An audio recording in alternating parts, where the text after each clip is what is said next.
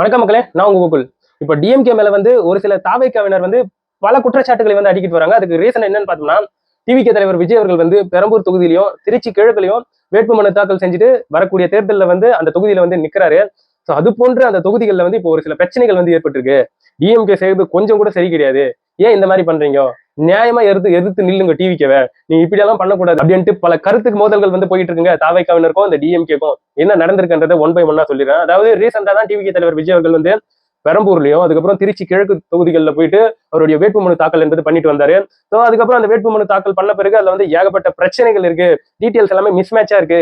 Age இந்த இடத்துல ஒண்ணு கொடுத்துருக்கீங்க, இந்த இடத்துல ஒண்ணு கொடுத்துருக்கீங்க, என்ன இது அப்படின்ட்டு ஏகப்பட்ட விஷயங்கள் சொல்லி அவங்க தேர்தல் அதிகாரிகள் வந்து விஜய் அவர்களுடைய வேட்புமனு அந்த பேப்பரை வந்து நிறுத்தி ஓரம் கட்டி வச்சிருந்தாங்க.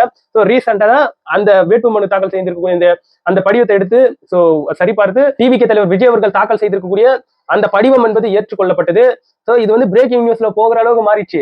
பிரேக்கிங் நியூஸ் என்னன்னு சொல்றது, ஒரு பக்கம் வந்து விஜய் அவர்கள் இவ்வளவு மிஸ்மேட்சிங் டீடைல்ஸ் கொடுத்திருக்காருன்னு சொல்றதா, இல்ல ஏன்னா ஒரு வேட்புமனு தாக்கல் செய்யறதுல கூட இவ்வளவு பிரச்சனை கொடுக்குறீங்க அப்படின்ட்டு தாவேக்காவினர் வந்து சொல்லிக்கிட்டு இருக்காங்க இல்லையா, இந்த மாதிரி இதை வந்து எடுத்துக்கிறதான்னு தெரியல. பட் இப்படி எல்லாம் போய்கிட்டு இருக்கு. ஸோ இந்த மாதிரியான ஒரு சூழ்நிலையில இப்போ ஒரு பஞ்சாயத்து வந்து ஏற்பட்டிருக்கு. அந்த பஞ்சாயத்து என்னன்னு பார்த்தோம்னா, தொடர்ந்து டிவிகேவினர் இருப்பாங்க இல்லையா, டிவிகேவை சார்ந்திருக்கக்கூடிய சப்போர்ட்டர், ஒரு சில இன்ஃபுளுசர் இல்ல, அவ்வளவு இன்ஃபுளுசர் ஏகப்பட்ட பேரு.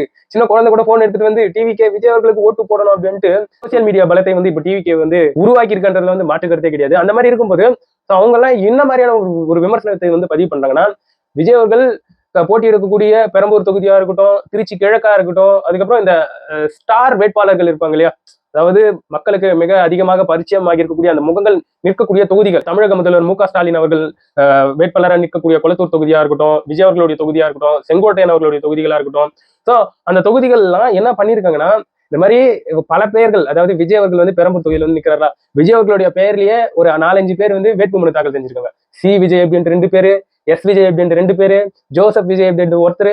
ஸோ ஏன் இந்த மாதிரி பண்றீங்க? ஸோ விஜய் அவர்கள் பேர் அதுல வந்து கன்ஃபியூஸ் ஆகணும், ஓட்டு போடுறவங்க வந்து மண்டை குழம்பி போயிட்டு வேற யாருக்காச்சும் போட்டணும் அப்படின்றதுக்காக தான் டிஎம்கே இப்படி எல்லாம் பண்ணிக்கிட்டு இருக்கு அப்படின்ட்டு. ஸோ இவ்வளவு விமர்சனங்களும் டிஎம்கேவை சார்ந்து இப்போ வந்து திருப்பி விடப்பட்டு இருக்கு. பல இன்ஃபுளுசர் வந்து அப்படிதான் பேசிக்கிட்டு இருக்காங்க. இந்த மாதிரி இருக்கும்போது விஜய் அவர்களுடைய தொகுதி மட்டும் தான் அப்படின்னு பார்த்தோம்னா கிடையாது. ஸோ மு.க.ஸ்டாலின் அவர்களுடைய அந்த தொகுதியா இருக்கட்டும், செங்கோட்டையன் அவர்களுடைய தொகுதியா இருக்கட்டும், அங்க வந்து அவங்களுடைய பெயர்கள் நிறைய நபர்கள் வந்து சுயேட்சை வேட்பாளர்களாக வந்து நிக்கிறாங்க அப்படின்ட்டு. ஸோ இவ்வளவு குற்றச்சாட்டுகள் என்பது போய்கிட்டு இருக்கு. இன்னொரு பக்கம் வந்து ரீசெண்டா அண்ணாமலை அவர்கள் வந்து பேசியிருக்காரு. அது என்னன்னா, இப்ப கோயம்புத்தூர்ல இவரு செந்தில் பாலாஜி அவர்கள் வந்து ஒரு தொகுதியில வந்து நின்றுட்டு இருக்காரு. அந்த இடத்துல வந்து கரூரை சார்ந்திருக்கக்கூடிய 13 நபர்கள் வந்து சுயேட்சை வேட்பாளர்களாக பேர் கொடுத்திருக்காங்க. அப்போ அங்க இருக்கக்கூடிய மக்கள் வந்து என்ன மனநிலைக்கு தள்ளப்பட்டிருக்காங்கன்னா, அதாவது கோயம்புத்தூர்ல இருக்கக்கூடிய நபர்களே அதாவது சுயேட்சை வேட்பாளர்களாக நின்னாங்கன்னா ஒரு நியாயம் இருக்கு. ஏன்னா அங்க இருக்கக்கூடிய பிரச்சனைகள் தெரியும், அவங்க மக்கள் சந்திக்கக்கூடிய அந்த ப்ராப்ளம்ஸ் தெரியும். ஸோ அப்படி நின்னவங்க நின்று இருந்தா, அதான் சுயேட்சை வேட்பாளராக நின்று இருந்தா பிரச்சனை இல்லை.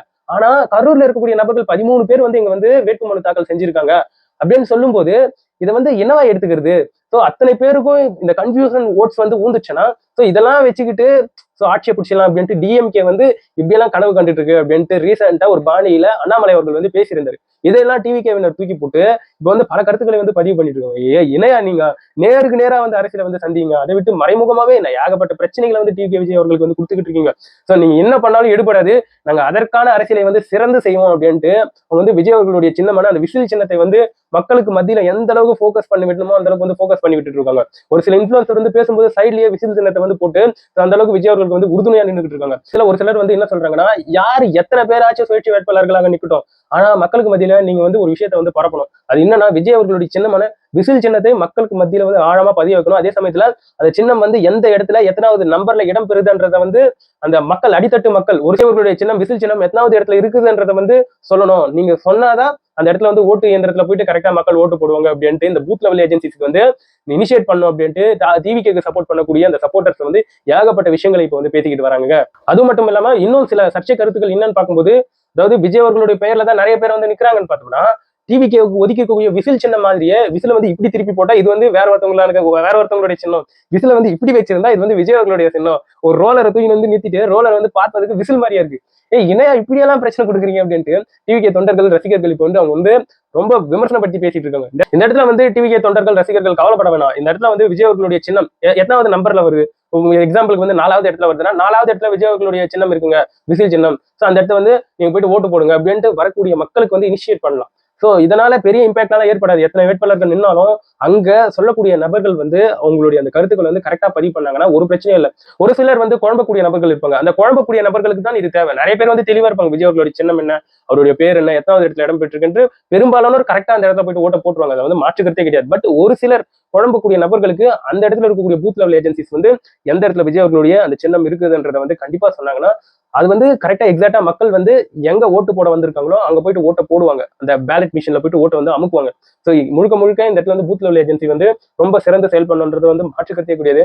கொஞ்சம் அந்த இடத்துல வந்து கோட்டை விட்டா கூட ஆல்மோஸ்ட் நிறைய பேர் வந்து கன்ஃபியூஸ் ஆகிறதுக்கு நிறைய வாய்ப்பு இருக்கு. ஏன்னா ஒருத்தவங்களுடைய பேர்லயே நிறைய பேர் வச்சு இந்த இடத்துல வந்து களம் காணப்பட்டு வந்துகிட்டு இருக்கு. இன்னமும் அந்த சின்னங்கள் என்பது ஒதுக்கப்படல. அந்த சின்னங்கள் ஒருவேளை ஒதுக்கப்பட்டு அவை சிமிலரா பாக்குறதுக்கு விசில் சின்னம் போலவே இருந்துச்சுன்னா இன்னும் பெரிய பிரச்சனை. அதனாலதான் பூத் லெவல் ஏஜென்சி அங்க இருக்கக்கூடிய நபர்களுக்கும் அங்க வரக்கூடிய அந்த ஓட்டர்ஸுக்கு வந்து முக்கியமா விஜய் அவர்களுடைய சின்னம் எத்தனாவது இடத்துல இருக்குதுன்றத வந்து மஸ்ட் சொல்லணும். Should be important. அது மட்டும் கண்டிப்பா சொல்லி ஆகணும். இப்படி இருக்கும்போது விஜய் அவர்களுடைய இன்னொரு பரப்புரை கூட்டம் என்பது இன்னைக்கு வந்து திருநெல்வேலியில வந்து நடக்குதுங்க. திருநெல்வேலியில வந்து அல்வா என்பது ஃபேமஸ். ஸோ எங்க அண்ணன் இன்னைக்கு விஜய் அவர்கள் பேசக்கூடிய அந்த வார்த்தைகளும் ஃபேமஸ் அப்படின்ட்டு டிவிகேவை சார்ந்திருக்கக்கூடிய சப்போர்ட்டர் ரசிகர்கள் இப்போ வந்து அவருடைய இன்னைக்கான எந்த மக்களை சந்தித்து பேசக்கூடிய அந்த நிகழ்ச்சியை வந்து பயங்கரமா ஸ்ப்ரெட் பண்ணிட்டு வராங்க. இன்னைக்கு விஜய் அவர்கள் பேசியிருக்கக்கூடிய விஷயங்கள் வந்து நாளைக்கு அதுக்கண்டு தனியா உங்களுக்கு ஒரு வீடியோ வந்து நான் போட்டுறேன். இது சம்பந்தப்பட்ட உங்களுடைய கருத்துக்களை என்னோட கமெண்ட் செக்ஷன்ல பதிவு பண்ணுங்க. இது போன்ற அரசியல் சார்ந்த அப்டேட்ஸ் எல்லாம் தெரிஞ்சுக்கணும்னா கோகுல் டெக் சேனலை சப்ஸ்கிரைப் பண்ணிக்கோங்க.